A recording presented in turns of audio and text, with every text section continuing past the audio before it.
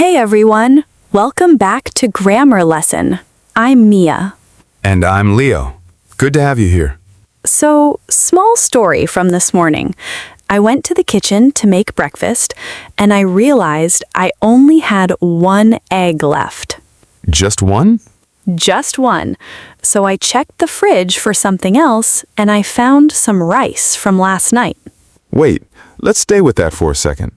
You said one egg, but some rice. Why not one rice? Good question. Egg is something you can count. 1 egg, 2 eggs, 3 eggs. But rice isn't really like that. Because rice is made of tiny little pieces. Too many to count one by one. Exactly. We don't usually say 1 rice, 2 rices. We just say rice or some rice. So eggs are countable and rice is uncountable. That's it exactly. Countable things have a clear, separate shape so we can count them. Uncountable things don't really have that. Let me try one. Apple. Countable because I can hold 1 apple, 2 apples. Perfect. What about water? Uncountable, I think. I can't say 1 water, 2 waters. It just flows together. Exactly right. And that little difference changes how we talk about them. How so? With countable nouns, we can use a or an, and we can also make them plural. An egg, 2 eggs. And with uncountable nouns, No a, no an, and no plural form. Just rice, water, music, like that. so I wouldn't say a rice or a water. Right. Instead, we say some rice or a bit of water if we want to talk about an amount. Some rice, some water. That sounds much more natural now that you say it. It really is. Let's go back to my kitchen for a second. I had 1 egg and some rice. 1 egg, countable. Some rice, uncountable. I also found a little cheese in the fridge and 2 tomatoes. A little cheese, so cheese is uncountable too. Yes, cheese is uncountable, even though you can technically cut it into pieces. In English, we still treat it as one big, unseparated thing. And 2 tomatoes, clearly countable because we can count them one by one. Exactly. So in the end, I made a very simple breakfast. 1 egg, some rice, a little cheese, and 2 tomatoes. That actually sounds nice. It was a small one. Should we try a quick game? I'll say a noun and you tell me if it's countable or uncountable. Let's do it. Book, Countable. 1 book, 2 books. milk, Uncountable. I can't say 1 milk. chair, Countable. 1 chair, 2 chairs. sugar, Uncountable. Just sugar or some sugar. idea. Countable, actually. 1 idea, 2 ideas. Good. That one surprises people sometimes because it feels abstract, but you can still count ideas. I think I understand the pattern now. Mostly it's about whether something has a clear, separate shape. That's a great way to think about it, though English does have some exceptions that don't always follow logic perfectly. Like what? Advice, for example. In many languages, advice can be countable, but in English, it's always uncountable. So I wouldn't say she gave me an advice. Right. Instead, we say, she gave me some advice, or she gave me a piece of advice. A piece of advice. That's a new pattern. Exactly. And that pattern works for a lot of uncountable nouns. A piece of bread, a piece of paper, a piece of information. So even though the noun itself is uncountable, we can still count the pieces of it. Exactly right. Piece, slice, cup, bowl. These little words let us count uncountable things indirectly. Like a cup of coffee or a slice of bread. Perfect examples. A cup of coffee, 2 cups of coffee. The coffee itself stays uncountable, but the cups are countable. That's such a useful little trick. It really is, and it's something you'll hear constantly in everyday English. Can I tell a small story too, using this? Please do. Yesterday, I went to a small bakery near my apartment. A bakery. Sounds nice already. I bought 2 loaves of bread and a jar of honey. 2 loaves of bread, using loaves to count bread, since bread itself is uncountable. Right, and a jar of honey, since honey is also uncountable. What did you do with it all? I made toast with honey for breakfast, and I also had a cup of tea. Toast, honey, tea, all uncountable in that sentence, but a cup of tea, countable because of the word cup. It's funny, once you notice this pattern, you start seeing it absolutely everywhere. That's exactly the goal. Grammar becomes something you notice, not something you memorize from a list. Can we talk about the small words that go with countable and uncountable nouns? I remember getting confused between many and much. Great topic. Many goes with countable nouns, plural ones. How many books do you have? And much goes with uncountable nouns. Exactly. How much water do you want? So I wouldn't say how much books or how many water. Right. Those would sound incorrect to a native speaker's ear. What about a lot of? I feel like I hear that everywhere. Good catch. A lot of actually works for both. A lot of books, a lot of water. It's a bit more flexible than many or much. That's helpful. One word that just always works. In casual conversation, yes, a lot of is very common and safe to use. What about a few and a little? Similar pattern. A few goes with countable nouns. I have a few books. And a little goes with uncountable nouns. I have a little water. Exactly. A few friends, a little time. A few chairs, a little sugar. Countable gets few and many. Uncountable gets little and much. That's a nice clean pattern. It really is. Once you hear it a few times, it settles in naturally. Should we go back to the kitchen story one more time just to bring it all together? Let's do it. This morning I had 1 egg, some rice, a little cheese, and 2 tomatoes. 1 egg and 2 tomatoes, countable with clear numbers. Some rice and a little cheese, uncountable, described with amount words instead of numbers. If you wanted to ask about the rice, you'd say, "How much rice do you have?" Exactly. And if you wanted to ask about the tomatoes, you'd say, how many tomatoes do you have? Much for uncountable, many for countable, still holding steady. Consistently, yes. Once you know this, so many other little words start making sense on their own. This has actually been a really satisfying topic.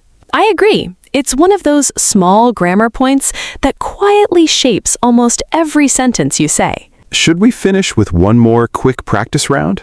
Let's do it. I'll describe something and you decide countable or uncountable, and maybe the right amount word too. Ready. My plate. Countable. I could say some plate or a little plate. The chairs in this room. Countable. A few chairs or many chairs. The information in this book. Uncountable, even though it feels like it should be countable. Some information or a piece of information. Exactly right. That one trips people up a lot. The money in my packet. Uncountable too, interestingly. We say some money or a little money, even though coins themselves are countable. That's a strange one. It is, but you'll get used to it the more you hear it in real conversation. I think that's the whole secret, really. Hearing it, not just studying it. Exactly. Can I share one more small story before we do the summary? I think it ties a few loose threads together. Please. Last weekend, I went shopping with a friend. We needed a few things for a small dinner party. A few things, countable, plural. Right. We bought some vegetables, a bag of flour, and 3 bottles of juice. Some vegetables, uncountable in that general sense, even though individual vegetables are countable. That's a really good catch, actually. Vegetables in general can be countable. 1 carrot, 2 carrots. But when we say some vegetables loosely as a mixed group, it still works with some. A bag of flour, using bag to count flour since flour itself is uncountable. Exactly. Same pattern as a cup of coffee or a piece of bread. And 3 bottles of juice, countable through the word bottles, even though juice itself is uncountable. You're really seeing the pattern everywhere now. What did you cook with everything? We made a big pot of soup and a simple salad with the vegetables. A pot of soup. Soup is uncountable, but pot lets us count it. Exactly, and a simple salad. That's countable. We could say one salad or two salads if we made more than one. How was the dinner? It was lovely. We had good conversation and plenty of laughter. Conversation, uncountable there. And laughter, uncountable too. Right. Feelings and abstract things like that are very often uncountable in English. Happiness, laughter, patience, honesty. That's interesting. So it's not just physical things like rice or water. No, uncountable also covers a lot of abstract ideas and general categories, not just liquids or small grains. I never really thought about it that way before. Once you start noticing it, you'll see the pattern in almost every conversation you have. Can we do one more short practice round with feelings and abstract words? Sure, happiness, Uncountable. Some happiness or a lot of happiness. patience, Uncountable too. A little patience or more patience. homework. I want to say uncountable actually, even though it feels strange. You're right. Homework is uncountable in English. We say some homework or a lot of homework, never one homework.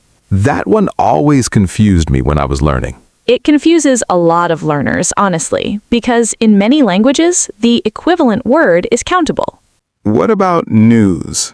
I feel like that one is tricky too. Very tricky, yes. News looks plural because of the S, but it's actually uncountable in English. So I wouldn't say a news or two news. Right. Instead, we say some news or a piece of news. That's such a strange little exception. It is, but once you hear it enough times, it starts to feel completely normal. I suppose that's true for most of this topic, really. It is. The rule gives you a starting point, but real listening is what makes it feel natural. Before we finish, can I ask about one more confusing case? Sometimes the same word can be both countable and uncountable depending on the meaning. Oh, that's a really good point. Let's talk about that with coffee, actually, since we mention it so often. I love coffee. That's uncountable. Coffee in general. Right, but if you're in a cafe and you say, 2 coffees, please, that's countable now. Because you mean 2 cups of coffee, not coffee as a general substance. Exactly. The word shifts meaning slightly from the substance itself to a countable serving of it. That happens with other drinks too, I imagine. 2 teas, please. 2 waters, please. Exactly the same pattern. In a restaurant, ordering, we naturally shift to the countable meaning. What about something like paper? I remember that one confusing me once. Good example. Paper, the material, is uncountable. I need some paper to write on. But a paper, as in one specific document, is countable. Exactly. I wrote a paper for my class, or I read an interesting paper yesterday. So the meaning really does change the countability. It does, and that's honestly one of the more advanced parts of this topic, but it's good to notice early, even if you don't master it right away. I think just knowing that these shifts exist already helps a lot. Exactly. You don't need every exception memorized today. You just need to start noticing the pattern. Should we try one final practice round, mixing everything we've talked about? Let's do it. I'll describe a small scene, and you point out the countable and uncountable nouns. Ready. This morning, I had 2 eggs, some toast, and a cup of tea while I read a little news on my phone. 2 eggs, countable. Some toast, uncountable. A cup of tea, countable through the word cup even though tea itself is uncountable. A little news, uncountable even though it looks plural. Beautifully done. I really think I understand this now, not just as a rule, but as something I can actually hear in real sentences. That's exactly the goal of everything we do here. One very last thought before we do the summary. I used to think grammar was about memorizing exceptions. And now? Now, I think it's more about noticing shape. Does this thing have a clear, separate form, or does it blend together like water or rice? That's a lovely way to describe it, honestly. If it has a shape, count it directly. If it doesn't, describe the amount instead. And if you're ever unsure, just listen to how a sentence sounds. Your ear will often know before the rule does. I like that. Trust the sound, not just the rule. Exactly. That's really what this whole show is about. All right, now the real summary. Nice and slow, one more time. Countable nouns have a clear shape. We can count them directly. 1 book, 2 books. Uncountable nouns don't have that clear shape, so we don't count them directly. Just rice, water, music. With countable nouns, we use a, an, numbers, many, and few. With uncountable nouns, we use some, much, little, and words like a piece of or a cup of. A lot of works comfortably with both. That's really the whole shape of it in just a few small words. Small words, but they quietly shape almost every sentence. They really do. I think this is one of those lessons people keep noticing for weeks after listening, in menus, in songs, in everyday conversations. I hope so.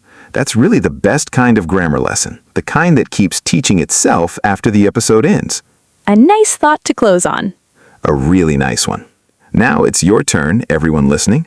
Think about what's in your kitchen right now and write one sentence with a countable noun and one sentence with an uncountable noun.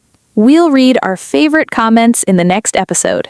If this felt nice to listen to, subscribe to Grammar Lesson so you don't miss the next small story. And maybe go check your fridge, just like I did this morning. You might find your own small breakfast story waiting there too. Thanks for spending this little bit of time with us. See you next time. Bye, everyone.